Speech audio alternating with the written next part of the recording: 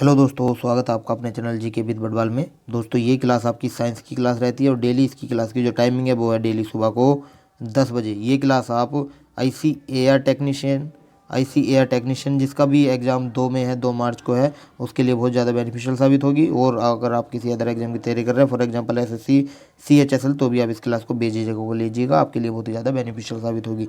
आज जिसका भी एग्ज़ाम है उसके लिए बेस्ट ऑफ लक। और मैं आपको बता दूं कि जिसका भी 28 के बाद में एग्ज़ाम है उसके लिए क्लास ये अच्छे तरह से आप लीजिएगा, बेहतरीन साबित होगी। तो चलिए क्लास को शुरू करते हैं। जो भी नया है वो चैनल को सब्सक्राइब करेंगे और बेल आइकन दबा देंगे ताकि आने वाली हर अपडेट आपको समय पर मिलती रहे। क्वेश्चन है, पुष्प किसका रूपांतरण है? बताइए किसका रूपांतरण है पुष्प? पुष्प हमारा प्रांकुर का रूपांतरण है। किसका? प्रांकुर का रूपांतरण है। Option number A is the right answer, ध्यान रखेंगे। अगला क्वेश्चन हमारा है, किस रोग का पता लगाने के लिए एलिसा परीक्षण किया जाता है? किस रोग का पता लगाने के लिए एलिसा परीक्षण किया जाता है? ये किया जाता है एड्स का पता लगाने के लिए। किसका? एड्स का। ऑप्शन नंबर सी आपका यहाँ बिल्कुल राइट आंसर हो जाएगा। एड्स का पता लगाने के लिए किया जाता है। नेक्स्ट है, पुष्पों के खिलने एवं बंद होने की क्रिया कहलाती है क्या? पुष्पों के खिलने एवं बंद होने की क्रिया कहलाती है अनुकुंचन। क्या कहलाती है? अनुकुंचन कहलाती है। ऑप्शन नंबर ए आपका यहाँ बिल्कुल राइट आंसर हो जाएगा। अनुकुंचन इज द राइट आंसर। चलिए नेक्स्ट हमारा, दाढ़ी मूंछों का निकलना किस हार्मोन से संबंधित है? दाढ़ी मूंछों का निकलना किस हार्मोन से संबंधित है? ये हमारा टेस्टो टेस्टोस्टेरोन के से संबंधित है। किससे? टेस्टोस्टेरोन से संबंधित है, आपको ध्यान रखना। चलिए नेक्स्ट है, लकवा किस विटामिन की कमी के कारण होता है? लकवा होता हमारा किस विटामिन की कमी के कारण? ये होता है विटामिन B12 के। किसके?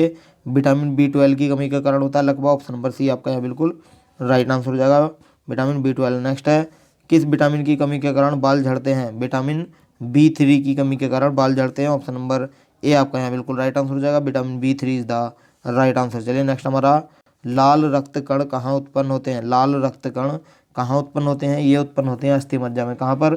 अस्थि मज्जा में उत्पन्न होते हैं लाल रक्त कण, यानी कि आरबीसी जो होती है वो अस्थि मज्जा में उत्पन्न होती हैं। और ये मरती यानी कि नष्ट कहाँ होती हैं? ये होती है हमारी यकृत में। यकृत भी बोल सकते हैं और प्लीहा भी बोल सकते हैं, ध्यान रखेंगे। चलिए नेक्स्ट है, लाइसोसोम की खोज की थी किसने की थी? लाइसोसोम की खोज की थी डी ड्यूबे ने। किसने? डी ड्यूबे ने की थी। ऑप्शन नंबर बी इसका राइट आंसर हो जाएगा। फुल नाम है इनका क्रिश्चियन डी डूबे ने की थी, ध्यान रखेंगे। और इन्होंने कब की थी? 1958 में की थी। किसकी खोज? लाइसोसोम की खोज। चलिए नेक्स्ट है, मक्का पौधों में परागण होता है किसके द्वारा? मक्का पौधों में जो परागण होता है वो वायु द्वारा होता है। किसके? वायु द्वारा। चलिए नेक्स्ट है, कैरोटीन मुख्य भाग है किसका? कैरोटीन मुख्य भाग है विटामिन ए का। किसका भाग है? विटामिन ए का भाग है कैरोटीन मुख्य। ऑप्शन नंबर ए इसका राइट हो जाएगा। चलिए अगले पर चलते हैं। अगला क्वेश्चन हमारा है, कोशिका विभाजन में सहायक है क्या? कोशिका विभाजन में, देखिए कोशिका विभाजन में सेंट्रोसोम सहायक है। क्या सहायक है? सेंट्रोसोम सहायक है कोशिका विभाजन में। ऑप्शन नंबर ए आपका यहाँ राइट आंसर हो जाएगा। नेक्स्ट है, पाचक में सहायक है क्या? पाचक में क्या सहायक है? पाचक में पित्त रस, जठर रस, अग्नाशयिक रस, ये तीनों के तीनों सहायक हैं। ऑप्शन नंबर डी आपका राइट आंसर हो जाएगा, इनमें से सभी। चलिए नेक्स्ट है, शरीर के किस भाग में पित्त का निर्माण होता है? शरीर के किस भाग में पित्त का निर्माण होता है? यह होता है यकृत में। किसमें? यकृत में होता है पित्त का निर्माण, आपको ध्यान रखना। ऑप्शन नंबर ए आपका यहाँ बिल्कुल राइट हो जाएगा। चलिए नेक्स्ट है, लिपिड। लिपिड क्या है? लिपिड एक अम्ल होता है। क्या होता है? लिपिड लिपिड अम्ल होता है। ऑप्शन नंबर ए आपका राइट आंसर हो जाएगा, अम्ल इज द राइट आंसर। चलिए नेक्स्ट है, कैंसर के इलाज में किस ड्रग का प्रयोग किया जाता है? कैंसर के इलाज में किस ड्रग्स का प्रयोग करते हैं? ये करते हैं इंटरफेरोन का। किसका? इंटरफेरोन का करते हैं। ऑप्शन नंबर डी आपका यहाँ राइट आंसर हो जाएगा, interferon is the right answer. चलिए फिर नेक्स्ट क्वेश्चन हमारा है, लेजर की खोज किसने की थी? देखिए लेजर की खोज किसने की थी बताएंगे आप? लेजर की खोज जो की गई थी वो की गई थी मैमन द्वारा। किसके? मैमन द्वारा की गई थी लेजर की खोज। इनका पूरा नाम है थियोडोर मैमन। क्या नाम है इनका पूरा नाम? थियोडोर मैमन नाम है, लिख देता हूँ, थियोडोर मैमन इनका पूरा नाम है। तो इसका राइट आंसर हो जाएगा हमारा क्या? मैमन नाम है इनका पूरा, ध्यान रखेंगे। मैमन, ये मैं लिख देता हूँ, मैमन नाम है इनका पूरा नाम, मतलब राइट नाम। ऑप्शन नंबर सी आपका यहाँ राइट आंसर हो जाएगा, लेजर की खोज मैमन ने की थी। नेक्स्ट है, किडनी का प्रत्यारोपण सबसे पहले किसने किया था? किडनी का प्रत्यारोपण सबसे पहले किसने किया था? ये किया था जोसेफ मुरे ने। किसने किया था? जोसेफ मुरे ने किया था किडनी का प्रत्यारोपण सबसे पहले। कब किया था? 23 दिसंबर को किया था। और सन था 1954। कब? 1954, 23 दिसंबर 1954 को जोसेफ मुरे ने किडनी का प्रत्यारोपण सबसे पहले किया था, ध्यान रखेंगे। चलिए अगला हमारा है, ईईजी का आविष्कार किसने किया था? EEG का आविष्कार किया था? होसबर्गर ने। किसने? होसबर्गर ने किया था। ऑप्शन नंबर ए आपका राइट आंसर हो जाएगा। होसबर्गर इज द राइट आंसर, आपको ध्यान रखना है। चलिए अगले क्वेश्चन पे चलते हैं। अगला क्वेश्चन हमारा है, देखिए, भारत में सर्वप्रथम किस वर्ष एड्स की पहचान की गई थी? भारत में सबसे पहले जो की गई थी 1986 में की गई थी। कब? 1986 में भारत में की गई थी। किसने की थी? ये की थी सुनीति सुनीति सोलोमन ने। किसने की थी? सुनीति नाम था उनका, सुनीति सोलोमन। सुनीति सोलोमन ने की थी 1986 में सबसे पहले एड्स की पहचान।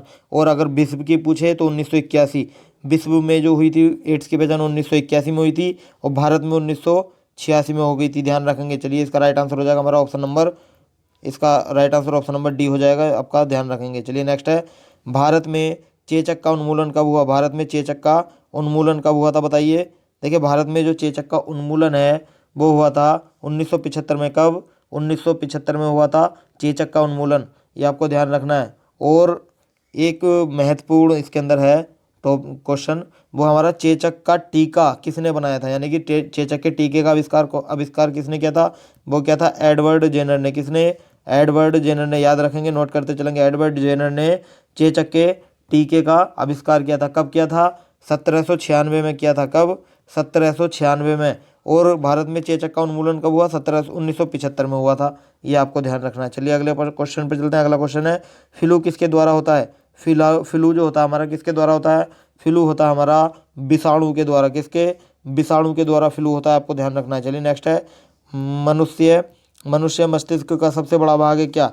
सेरिब्रम, डाई एनसेफलोन, सेरिबेलम, या फिर मेड्यूला ओब्लांगेटा।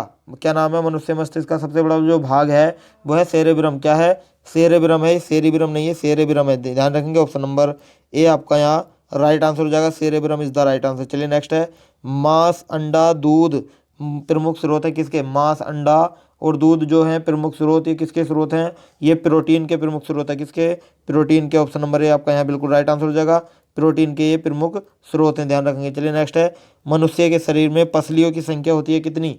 मनुष्य के शरीर में पसलियों की संख्या कितनी होती है? ये होती है 24। कितनी होती है? 24 होती है, ध्यान रखेंगे। इसका right answer option number B हो जाएगा। 24 इज द राइट आंसर। चलिए नेक्स्ट है, विश्व वन्य दिवस कब मनाया जाता है? विश्व वन्य दिवस कब मनाते हैं?